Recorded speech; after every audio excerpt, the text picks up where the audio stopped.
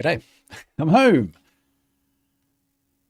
Seems like it's so nice to be home, but then I realised it's 7:30 in the morning and I've been up for 6 hours. So yeah, jet lag. Thanks. Thanks very much for that. Uh, Otherwise okay. It was an east to west flight, San Francisco back to Brisbane via LA. And apparently east to west is much better for your body clock than west to east, which we do find because every time we go to Europe from here, we go from Brisbane to Dubai to Oslo or wherever, you're going west. And apparently your circadian rhythm is slightly longer than 24 hours.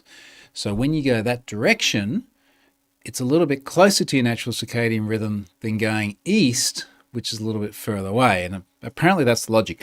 I think a lot of what works well in terms of going west is you're going with the sun. And if you're going overnight, you get kind of a long night. That's my theory. Wayne, Jono, g'day. Thank you. Good to be home.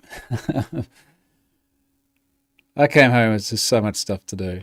We'll talk about the big data breaches of this week in a moment because they're sort of the hot topic items here.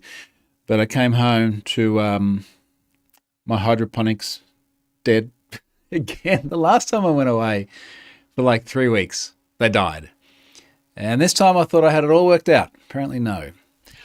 I think what it is I have this extra reservoir of water mixed with fertilizer. You got to have both together. And I did all the maths and I was sure it was going to be loads. And at some point in time, it ran out. I was trying to think about what might have happened. And our neighbour filled it up with water, well-intentioned, but it didn't have the fertilizer component. I think that's what it was. So I'm on this sort of like precipice of, do I just go hardcore and do this really, really, really properly and actually have sort of automation around topping it up with water and fertilizer and everything, of which I have absolutely no time to do. But I really like growing the hydroponics, but we go away a lot. And at the end of next month, we're going away for 4 weeks back to Europe. So I don't want to be heartbroken by dead plants again. Moving on. Sponsor this week again is 1Password, who needs no introduction, but let's do it anyway. 1Password Extended Access Manager, secure every sign-in for every app on every device. I think I mentioned last week when I was with Charlotte in Utah and we did this one together that we had just spent time with 1Password face-to-face, real-life people in Montreal. Interesting. I've explained the spiel many, many times before. Secure sign-in, so on and so forth. All very good. Do that. Extended access management.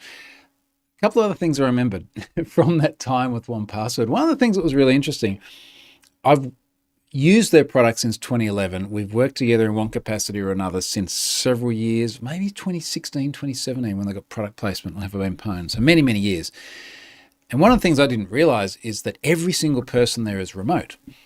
And one of the interesting things about this trip is so many of the governments and other corporations and things went round to, there was this discussion around we're gradually returning from work from home to more time in the office. So yeah, some organizations, for example, like we need to do 3 days a week in the office or 50-50 time or something like that. And I hadn't realized that 1Password has no office at all. In fact, the reason I realized that is when we were going to North America and I was planning this months ago, I reached out to the folks there and I was like, hey, can I come into the office and say hi? And they're like, oh, we don't have an office, but we're sponsoring a golf game. So every person there in what is now a very large organization is remote. And it just seems to work really well for them. And I just think it's fascinating that, I mean, we've seen the news of the likes of Amazon saying that, everyone now needs to start coming back to the office. It's fascinating that you can have such different viewpoints in organizations. And Amazon makes a whole bunch of probably reasonable points as to why you should be back in the office. And then you get 1Password going, no, it's just since well before COVID. It's just always worked well for us. Our kind of people, just putting that out there. All right, let's get into the really messed up stuff. Right off the bat, geez. A lot of my time did go this week, if I'm honest, on these 2 data breaches. We're going to talk about Muah, I think it's Muah, as in Muah AI, and Internet Archive. One of these services I've used many, many times before, and it's not the one designed to generate whatever porn your brain can come up with. Just putting that out there. Jono's a fan of working remotely for roles that can. Now, in fairness, for example, some of the law enforcement agencies we visited, I would imagine that as an agent in, for argument's sake, the FBI, who we saw both on the East Coast and the West Coast, I would imagine there are certain parts of your work you can't take home. Even the digital FBI agents, there are probably things that they can't just like either chuck on the laptop and bring home or access remotely. No one has told me that specifically, but that seems like a reasonable assertion. But then again, if you're an entire tech business, you probably can. And they obviously do stuff in person. I mean, they sell to enterprises. Inevitably, they go in and meet with CISOs and all the rest of it to discuss their products. So there must be times they do this stuff together. Anyway, Muah. Now, geez, where do I even begin with this one? I wonder if the Discord's still going. You may have heard about AI being very popular these days. You may not have been able to escape AI lately. There's a lot of AI. And I think maybe the way to begin thinking about this, one of the discussions I had with a journalist after this loaded, I said, yeah, think about this as technology is morally neutral. We often use that term, morally neutral, when we talk about encryption. Encryption can be used for very good things. You're watching this over an encrypted connection. We log in over encrypted. You know all the encrypted things. You can also use it to hide heinous acts. You can use it to hide terrorism or CSAM-related material or things like that. It is morally neutral. You can apply it as a tool for the good stuff and the bad stuff. And so it is with AI too. Now, we have inevitably all seen a lot of AI image generation. I feel like particularly since early last year, things just really, really took off, especially this year. The sorts of stuff you can generate for free on demand is just nuts. And of course, we're seeing it change really, really quickly. So you can imagine the opportunity it creates to build services that allow you to create virtual girlfriends. I'm going to use the term virtual girlfriends. It says virtual girlfriends or virtual boyfriends, but based on the prompts I've seen, and this is going to come as no surprise to anyone, but it's largely guys in there creating images of girls. Now, I wonder if I can just like read the headline. How do they explain themselves? Cutting edge AI companion. Chat, exchange photos, voice chat, and more. Welcome to Muah AI, and then that disappeared. In case there was any doubt, pretty much every image on the front page of Muah AI, which is safe for work, is of a woman. There's some anime-style cartoons, but a bunch of very realistic-looking photos. A little bit too perfect, a little bit too airbrush Photoshop, but still very real-looking. Now, someone popped up and sent me, see if I can find the chat here, sent me data for Muah. This must have been about a week ago. Where's my window over here? Here we go. When did they pop up? Friday the 4th of October. There you go, a week ago. Yeah, 8 days ago. This person says, I have a leak to report. And I'm like, yeah, okay, like what is it? This person says that's the database for the Muah AI, an AI girlfriend site. It's like, okay. It contains information for users of the main site, Muah.ai, and also the owner's other site, a tax preparation company. I'm going to come back to that because I haven't discussed that publicly yet. Scoop here. It's interesting. Social security numbers are in a couple of tables in plain text. For the main site, this is Muah.ai, the data included is email address, phone numbers. I really don't think I saw phone numbers though, along with the user's sexual preferences for how their AI girlfriend should behave. Now let's try and start by giving the service the benefit of the doubt. You can create a girlfriend which creates an image, but you can also have conversation with as well. And the idea is maybe you're lonely and you want to have like a digital girlfriend. So, okay, well, this is the service for you. You can create the image of the person, then you can have a conversation with them. Legitimate. You could create pornographic images, which I think is legitimate, so long as they're not deep fakes impersonating someone else. If you create a made-up character in some sort of a sex act, as best I know, I'm not a lawyer, but as best I know, that is allowed. The next bit's not allowed. If you grep through it, there's an insane amount of pedophiles.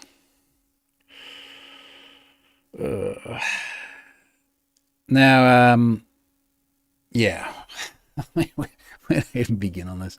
Many of your listeners have probably already seen the Twitter thread I put out on this, but let's just go through what's in here.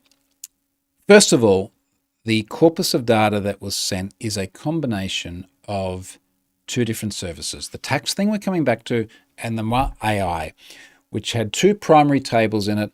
The tables were a combination of the email address of the user using the service and then the prompts that they entered to generate either the image of the girlfriend or the subsequent discussion. Now, if you have a look at how the service works, select your login. And if you want to play along at home here, and again, this is safe for work. You're not going to see weird stuff. And I'm not even sure if you ask it to generate, well, actually, I do know what you can see because I was reading the Discord.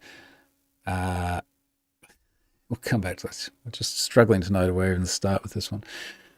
Continue with Google, continue with Apple, continue with Microsoft, the usual stuff, continue with email. If you continue with email, you put in any email address you want, an email is sent to that address. You need to open that email, click on the magic link, takes you back to Muah AI, and you can then start the conversation and the creation of the artificial girlfriend. So there is an email validation component. What is in this breach is a combination of the email, which has to be validated before he can actually start sending prompts under that identity, and then the prompts themselves. And that's basically it. Like, there's no passwords because there's no login. It's just magic links via email. There is an ability to go through and make purchases. None of that data was in this corpus that I saw. It is just email addresses and prompts, which sounds fairly benign until you read the prompts. Kane is saying the AI has a system where people pay to have their AI girlfriends phone them. Maybe there were phone numbers. I didn't see them. The problem with phone numbers is they can be represented in different formats. They're very rarely represented in the standard internationalized format. Facebook data breach did a good job of that. Good on you guys for having that right before it got scraped 500 million times. Now I'm going to pop open my tweet thread on this because I think that's probably just the easiest place to start. When this data was sent to me, I looked at it. It looked legit. Now, when I say it looked legit, I couldn't do any sort of verification of email addresses insofar as it was not clear that the email addresses had specifically come from that site. There wasn't an enumeration vector, for example. And part of the reason that there's no enumeration vector on this is because you can put in any email address you want and you get the magic link sent to it. So there's that. I reached out to the administrator. I found the Discord channel, which is linked in from the front page if you're interested in having a look at the sorts of images that can be created. And a lot of them are not safe for work, but if you're interested, the Discord channel link does heads you off to Discord, and there is a channel. What's it called? I'm not even going to click on it while I'm talking because I will absolutely lose my concentration. Images, not safe for work. Images, safe for work. Nightmares, not safe for work. Maybe wait until after this before you look at any of those. It is morbidly fascinating. This was research, by the way. Just putting that out there. So you verify your email address and you leave your prompts, leave your comments. I contacted the administrator. I said, look, someone sent me data. The person that sent me the data did point to several discussions on the Discord about being under attack. It didn't seem to indicate that there had been a data breach per se. When I contacted the administrator, they confirmed it and said, yes, there has been a data breach. So that was a pretty good confirmation there that made my life a bit easier. So let's talk about what's in here. And I'm going to go back to the story. But part of my challenge was because of the nature of what we found in there, and I'm going to talk about that as I read through my tweet thread here. I really wanted there to be external media on this. And I was talking to a journalist about this, and then before their story went up, Joseph Cox, who's now at 404 Media, started 404 Media with some other colleagues, got a story out on it. And let's just read Joe's headline here. Joseph Cox is an absolutely excellent InfoSec journalist too. Hacked AI girlfriend data shows prompts describing child sexual abuse. Well, it's quite blunt about it. Hacked database from AI companion site Muah AI exposes people's particular kinks and fantasies. They've also asked their bot to engage in. It also shows many of them are trying to use the platform to generate child abuse material, which is, of course, rather worrying. Now, I did laugh at part of this, though, for a topic that's otherwise pretty freaking dark. Part of this was funny. The person who sent this data to Joseph, this is the quote in Joe's article. I went to the site to jerk off to an adult scenario, to be clear, and noticed that it looked like the Muah AI website, was put together pretty poorly.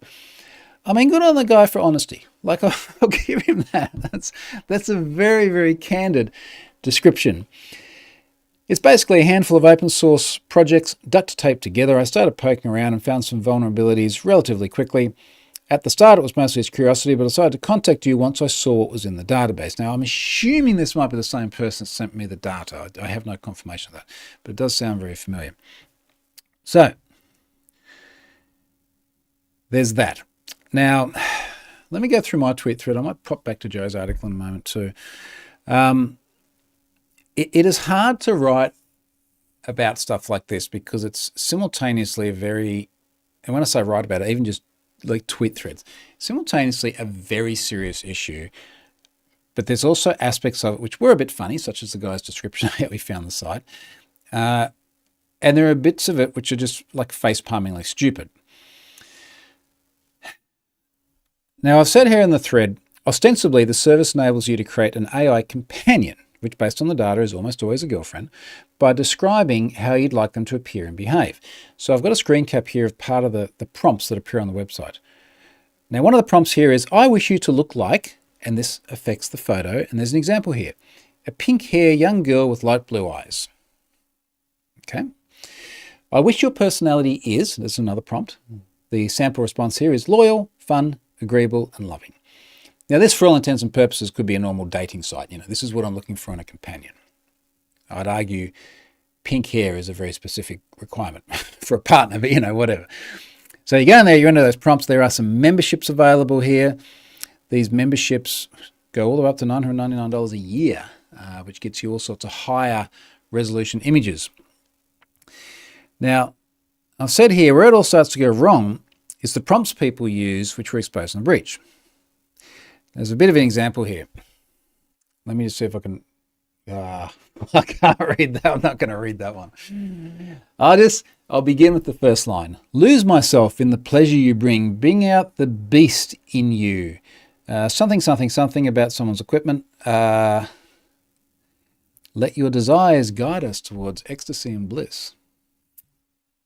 Nice. Smooth. I can't read that one. Few two are known and proud of their enormous, and anyway, we'll cut it off there. So, and there's a bit in here about always very happy to live a subservient, and we'll cut that bit off there. So, I don't know what happens if you start to get too descriptive on a YouTube video. It's not monetized anyway, but yeah, regardless. And like so far, this could be describing adult content, legal adult content. There's nothing in there so far that sort of sets the red flags off. Now, don't get me wrong, it is unusual. I'm not familiar with this. It's a little bit weird by my measure, but yeah, there's a lot of weird stuff in Have I Been Pwned. The furries were a little bit weird by my measure. It's an unfamiliar thing, but whatever, man, dress up in the costume. Go for it. As I said here, that's pretty much just erotica fantasy. Not too unusual and perfectly legal. So too are many of the descriptions of the desired girlfriends. So, for example, Evelyn looks, race, Caucasian, Norwegian roots. Why would I have chosen that one? I don't know. Eyes, blue, skin, sun-kissed, flawless, smooth. It's basically just like people describing what they want in a partner. All right. Now, Let me just read the comments before we get into the bad bits. James is here. G'day, James. Eric says, see, it's morning in Australia. Troyhan has decided that the earlier you swallow the frog, the better. Yeah, pretty much. If you're not familiar with the term swallow the frog, it was a book, wasn't it? It was a book, audio book, about swallowing the frog being get the thing that is hardest done straight away, first up, and then everything gets easier from there on. So I'm sure if I Google swallow the frog, Google search swallow the frog in the Muah AI database, there'll be something about that. All right, so more seriously, so this is where it gets a little bit messed up, a lot messed up. There are prompts in here which are clearly intended to create CSAM, child sexual abuse material, images. And I'll give you 3 examples here. There are over 30,000 occurrences of the term 13-year-old. Many are alongside prompts describing sex acts. I would imagine, not having given it a huge amount of thought, but I would imagine that in the space of CSAM, there is a spectrum in terms of the levels of depravity and probably the levels of illegality and the levels of explicitness versus implication.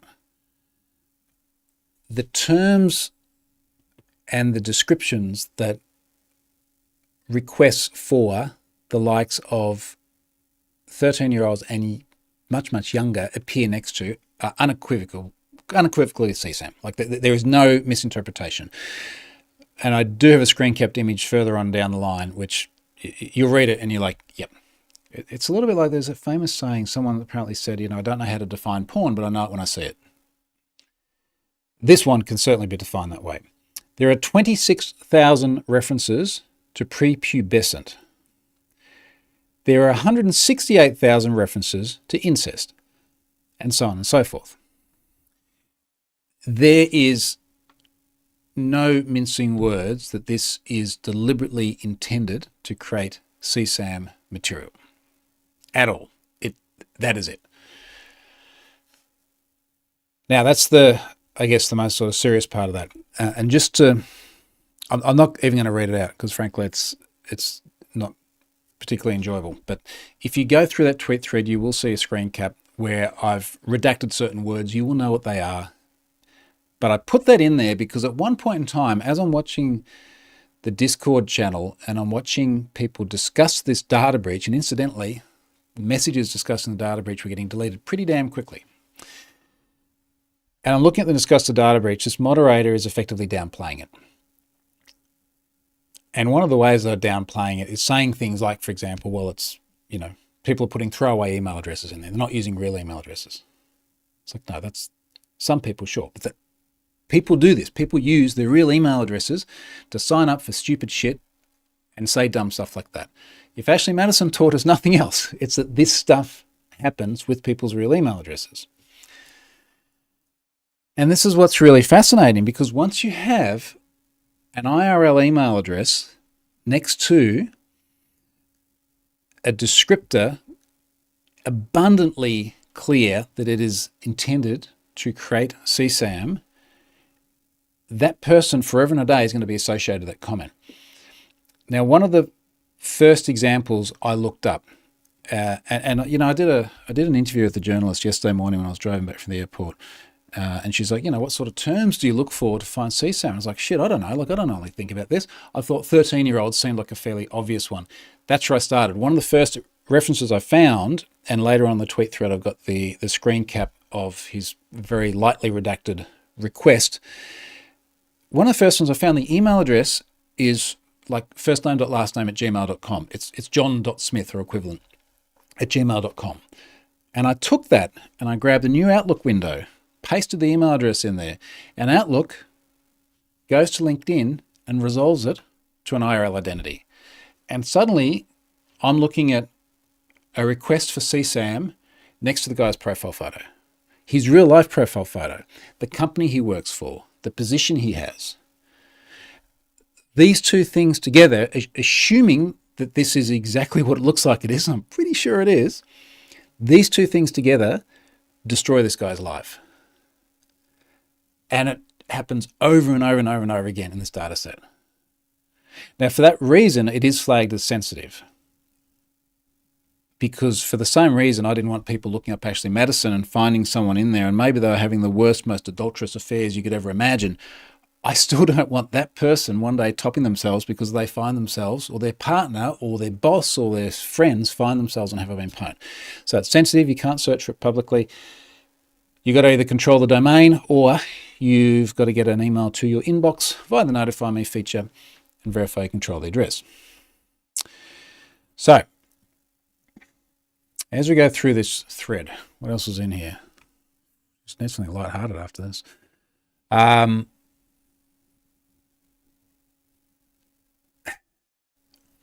The discussions that came back from people were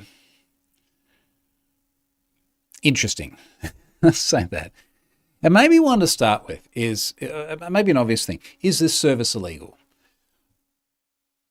By coincidence, and I shared photos of this, and they were all lined up before this incident, I spent a lot of time with law enforcement agencies over the last couple of weeks. The sorts of agencies tasked with chasing down people, just like this. Not the ones running the website necessarily, but the ones intending to create the CSAM content. I did have discussions, face-to-face, in person, with the right people about this, and other parties in similar positions offline later on. It is the right people have their attention on this. We'll leave it at that. But I think what's fascinating with this is, first of all, the legality of the site. Is the site legal?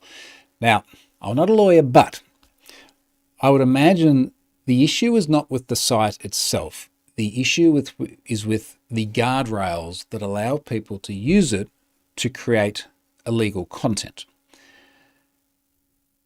That seems like a fairly reasonable statement to make, in just the same way as, what about the Durov situation with Telegram? It's like, okay, you've got a platform, that's great. You've got to have guardrails to stop people using it to do nasty things. Otherwise, we'll arrest you in France and you won't get to get back on your private jet. Even Elon with Brazil, you know how he's like told everyone to go and get stuffed in Brazil and they just killed the platform. And then he's backflipped and gone, okay, right, we'll adhere to the courts, the court's rulings on this. Platform owners have a responsibility for the content that is on there. I feel like I've had a big argument about this recently online. It was probably around the Telegram thing, actually. And of course, he has acquiesced. So, that is the thing. Now, I'm just struggling to even know where to go next. Let's say the site operates legally and it just has insufficient guardrails. In the discussions, there were admittedly a very small number of people, but there were multiple people that made the argument that this can't be child sexual abuse material because no child has been sexually abused. And it's effectively just like drawing a cartoon of it. Or you can't charge someone for what's in their head, and putting a prompt in an AI is just what's in their head. And these are all profoundly dumb arguments. Because clearly the desire is to create realistic images of CSAM, regardless of how you reach that destination, whether children are generally abused or whether you're just getting the computer to create the image. It's just mind-blowing to me that that was used, not as sort of a rational legal argument, but as a justification for doing that with the service. It just blows my mind. Now, there are some interesting things related to this insofar as how it touches the law. So, in fact, I received something just today. And this is a good thing. I'm happy to see this. Let me open up this link. Okay. The Governor of California just signed AB 1831, which would make this conduct of creating or possessing these images unlawful as of January 1, 2025. Now, I'll let me just drop this link in the chat. It's not light reading, but at least I'll put it there, and then I will put it in the comments, or the references rather, when I do the blog post later on. Legislative Council's Digest. related to child pornography. Existing laws prohibit the production, development, duplication, distribution, possession, as specified, of matter in specified formats that depicts a person under the age of 18 years engaging in or simulating sexual conduct as defined. Existing law separately prohibits this conduct where it is done for consideration of where such matter is shared with a minor. So you can't give it to kids. This bill would expand the scope of certain of these provisions to include matter that is digitally altered or generated by the use of artificial intelligence as such matter is defined. So this is a bill in California. This bill would become operative only if such and such a regular session is enacted and takes effect on or before 1st of January next year. And when you think about it, like, we know technology moves ahead much faster than what the law does. We know it takes a while for these things to catch up, but it certainly seems like this is a very sensible law to have in place so that there is a basis to then prosecute people who attempt to generate it. I would imagine in the case of the operator of this service, it's not necessarily something that leads to prosecution, but certainly you would expect the same pressure that is applied to the likes of social media platforms who have lack of moderation control. That same thing should apply to them. Seems sensible. Now, I do admit I lolled a little bit reading the help section of this Discord where the penny is dropping that their identity might be matched to the prompts that they've entered. And I think I've got it here as part of the tweet thread. I screen capped it. Where was it? Here we go. Someone was like, so obviously English second person language rather. Someone says, what is, and then they've got a link to a story here, which I think is in maybe Portuguese, maybe they're Brazilian, where this person is basically like, WTF. That got deleted really quickly. Someone else here has said, Muah AI claiming nobody cares about their sexual fetishes and this database breach means nothing when shit like this is in there, lol. And then they've got screen caps of my tweets in there. Part of the reason I did these tweets is because I knew the people over there would eventually, someone would see this and then they'd post it back there. But I just wanted to reinforce to the people that were on the Discord channel chatting around going, oh, look, it's fine, it doesn't matter. It's like, no, if you're one of these people, it matters a lot. Now, interestingly, what I've subsequently heard with this, and this is also in the tweet thread. Did I say tweet thread? You know what I mean. Someone here, Greg Linares, has said, heads up, I've now heard of 2 extortion attempts originating from the AI girlfriend site Muah breach. Both victims are devs, and they received emails with credible data to confirm they have seen their sensitive content. One requested the victim give them VPN access. Ooh, that's nasty. And then it goes on and on. There's actually a really good point, the organizational impact with this. So we have a bunch of organizations in Have I Been Pwned that do domain searches. If you have, let's imagine you are a modern company, modern wealthy company, a bunch of employees. One of your employees is one of these devs. And now someone has this leverage over the person. And they're able to say, give me VPN access or I start sending your boss this information. That puts the organization at risk. So it's really important for organizations to know when email addresses on their domains are used in this fashion. Now, of course, that won't help them if it's the guy's Gmail address and then someone's gone to LinkedIn profile, worked out where they work. You know, the organization's not going to know that someone with their own personal address has been using these services. But yeah, that's kind of nasty, isn't it? Now, Jono says it's the intent. I think it's the intent, and the intent is very clear. It almost feels like the argument where, like, looking at non-AI generated CSAM material isn't doing any more harm because it's already been produced.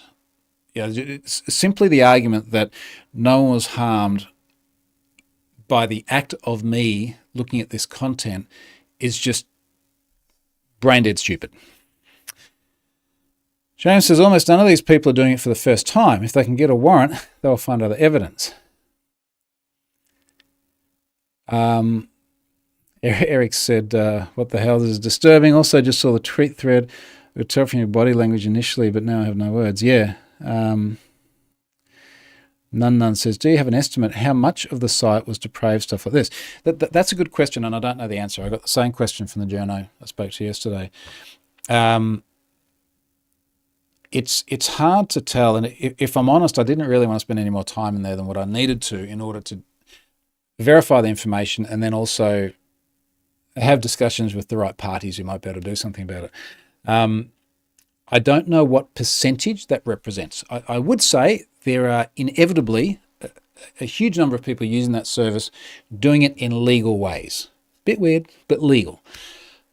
But when you're seeing tens, if not hundreds of thousands of occurrences of the terms that I spoke about just before, that's not a handful of people. Like, that is a substantial number of people. Let's talk about the tax thing. So this was kind of an interesting angle. It's a face-palmingly stupid angle. I'm just looking at the discussion I'm having with someone over here. So here's what I was told by the party that sent this on to me. Where's that going to open? The party that sent this said, for the main site, no, that's a bit wrong bit. It contains information for users of the main site, Muah AI, and also of the owner's other site, a tax preparation company. Now, it's not often you see these two things mixed together, is it?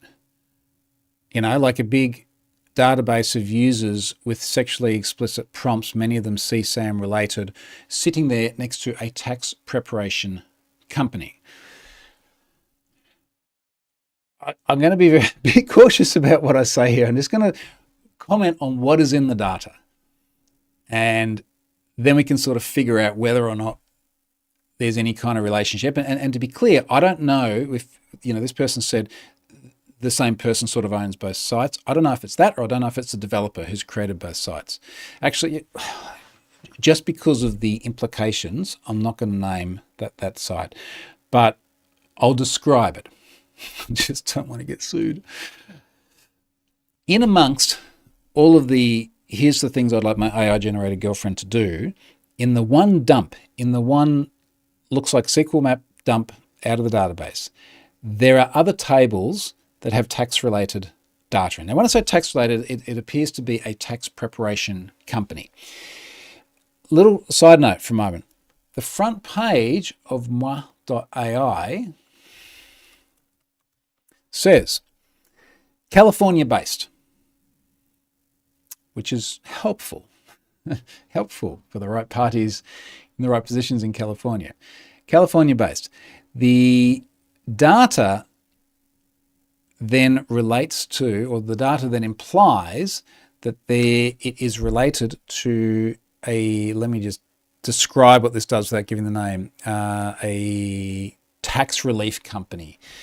They have a Los Angeles address, which is also California, which may be just coincidental, but then the data is all in there together, which may be coincidental. The thing that makes it not coincidental at all is that in amongst all of the AI-generated prompts, there's clearly content relating to data which appears to be sent by SMS. Which again, I need to think about those phone numbers again. The smoking gun that joins it all together is right next to the prompts of what you would like this artificial girlfriend to do is a URL with a path. And the URL is sms.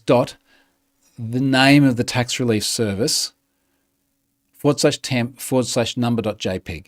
And that is the Muah AI logo.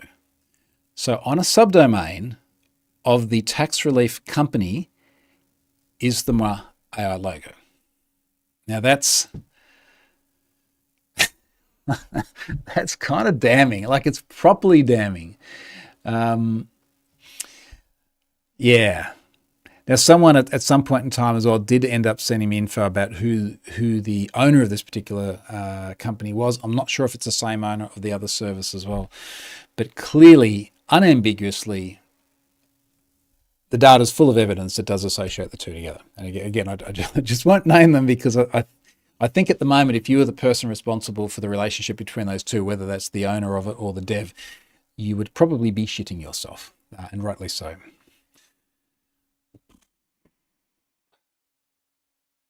James says, I know someone that says this type of technology helped a friend get over the loss of a spouse. Yeah, maybe. Someone who is a psychologist is probably better to comment on that than me in terms of whether that's a good thing for someone who's grieving or not. I don't know. This is beyond my pay grade, as they say. So anyway, that's Muah AI.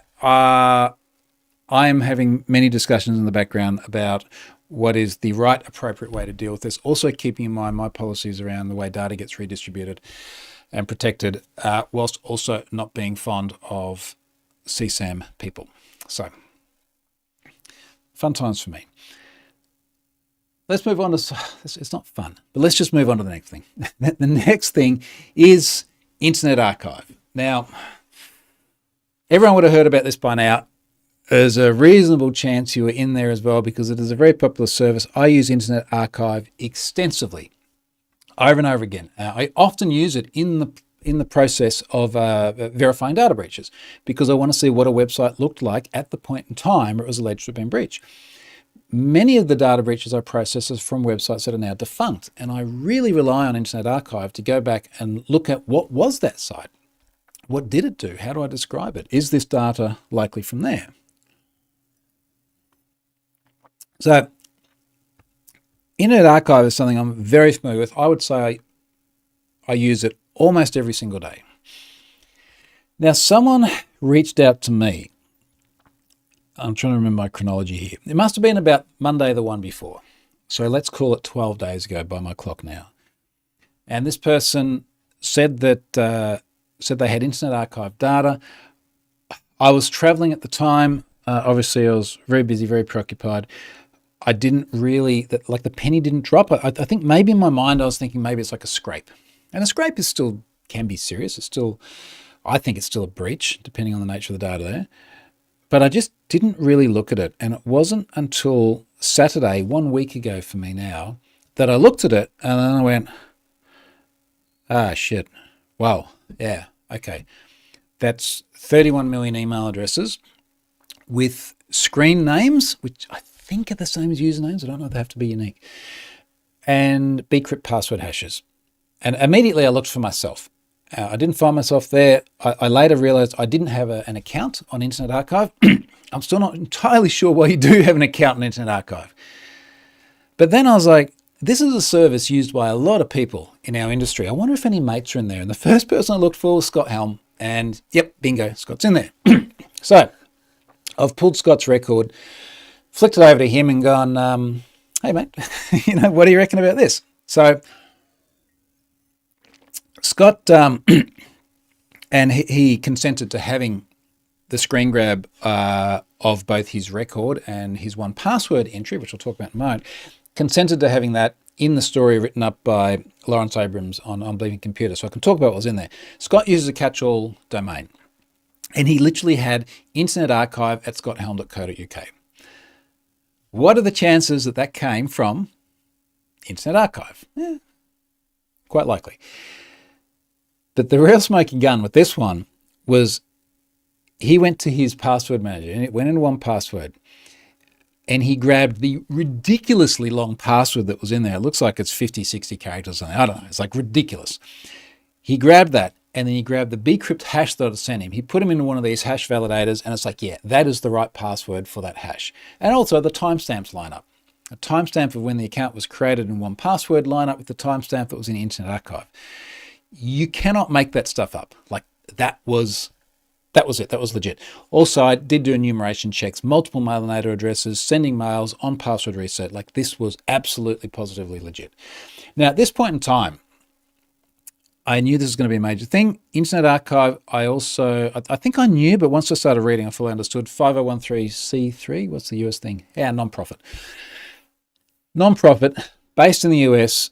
They are our kind of people insofar as they're out there providing tech services for people free. I think they do have revenue streams as well, because someone made the point that apparently think they make millions of dollars a year or something, but they spend it obviously because they're non-profit.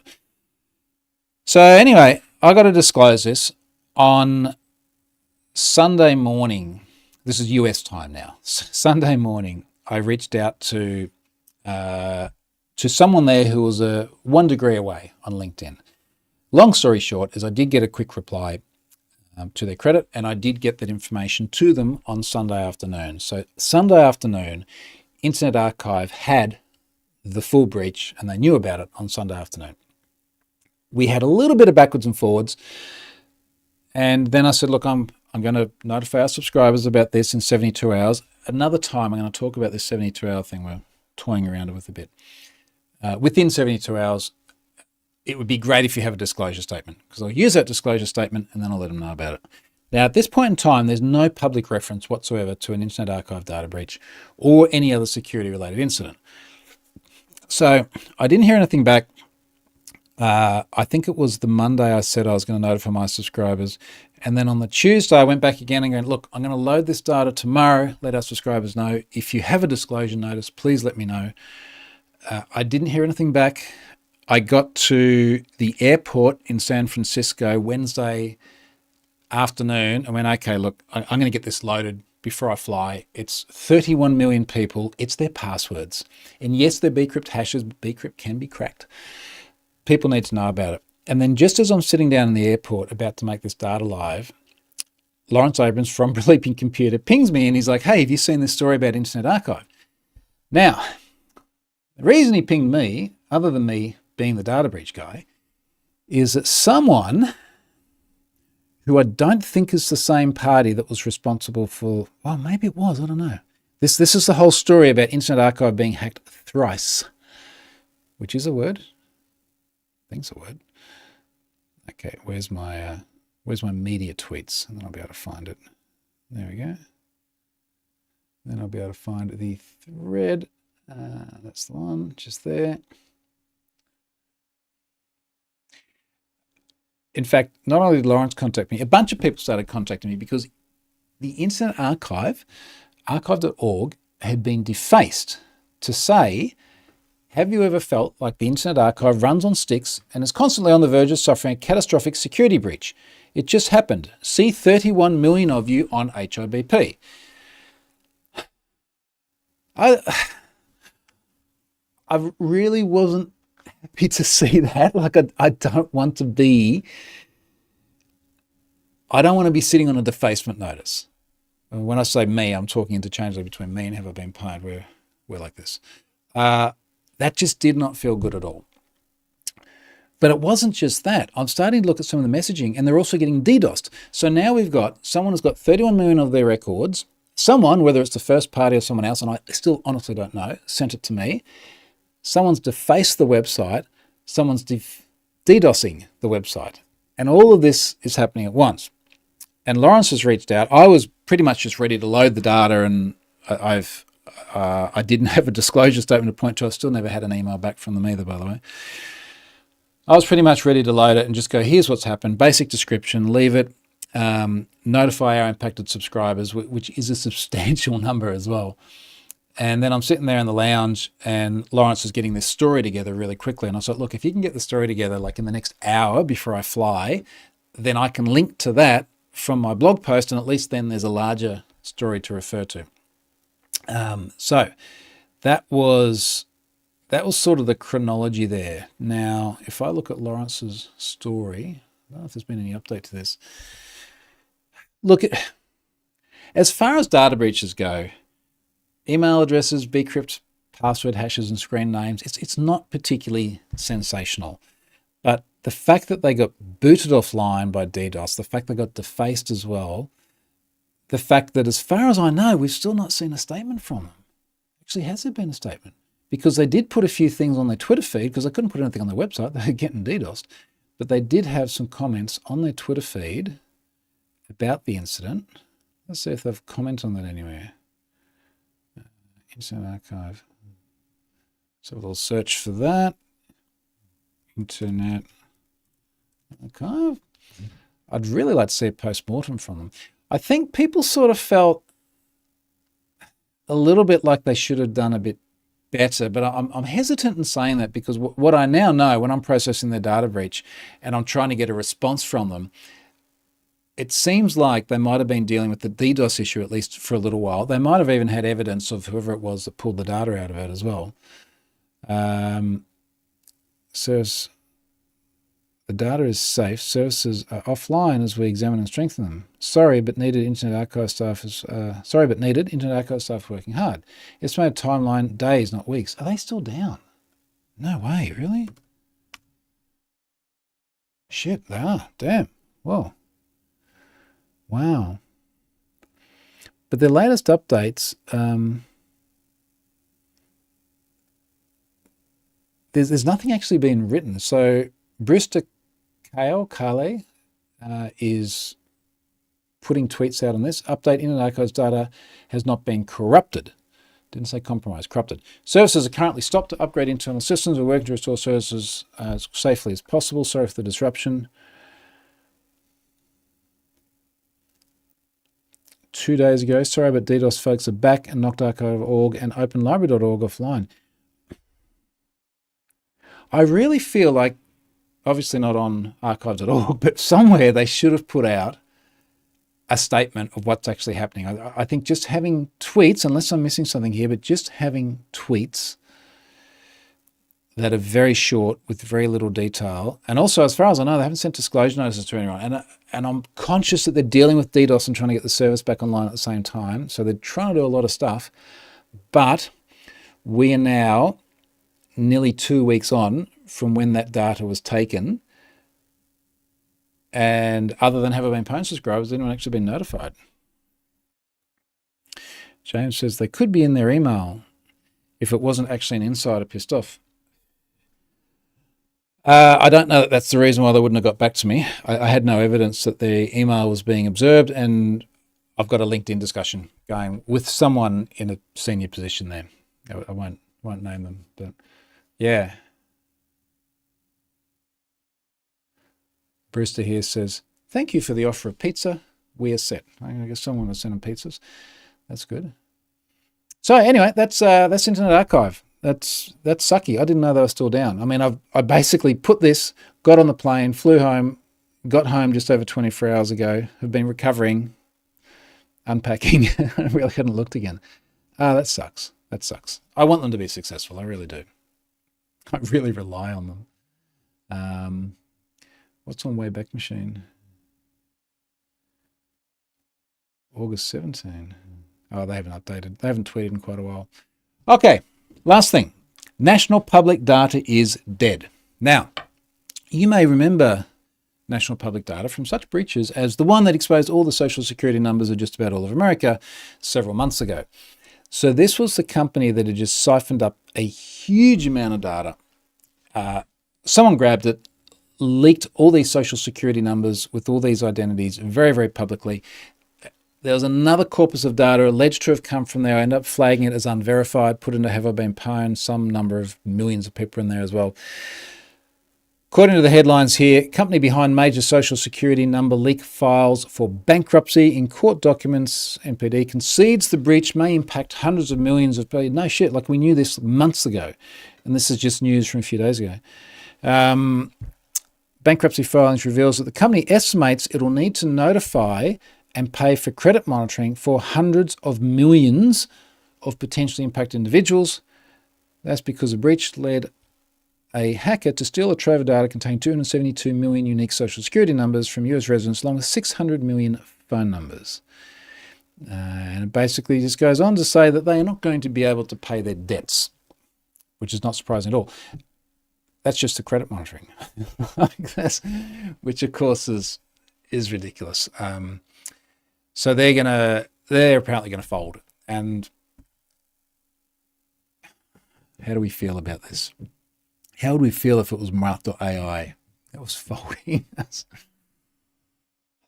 I definitely don't want Internet Archive to fold. Let's just put it that way. Hopefully they come back up and they're fine, but I don't think they're going to get sued to the extent of a company that leaks all of the social security numbers of just about all of the country.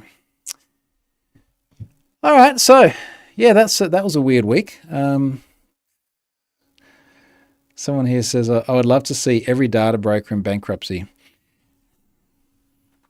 I agree to an extent. Now, that the bit that I don't, the little carve out I have, is that there is a legitimate role for, say, credit agencies to play, where they need to have comprehensive data on people, including social security numbers and all the other sensitive info that goes with it. And I think to some extent that's what MPD was doing, but I don't like the idea, and like surely that should be a government function as well. The government's already got all the data, like, do we need private enterprises? And from memory, MPD was just going and collating this information from a whole bunch of different resources and putting it all together in this massive archive, which of course I've subsequently lost. So yeah, I'm definitely not feeling sympathetic to NPD, and I hope that maybe sends a bit of a message to other companies doing the same thing. We'll see. All right, folks, I'm going to wrap it up there. We'll hopefully, by the time we do this next week, we will have Internet Archive back online. Again, I really want those folks there to be successful, and yeah, we'll see. There'll be other breaches by then. See you, folks.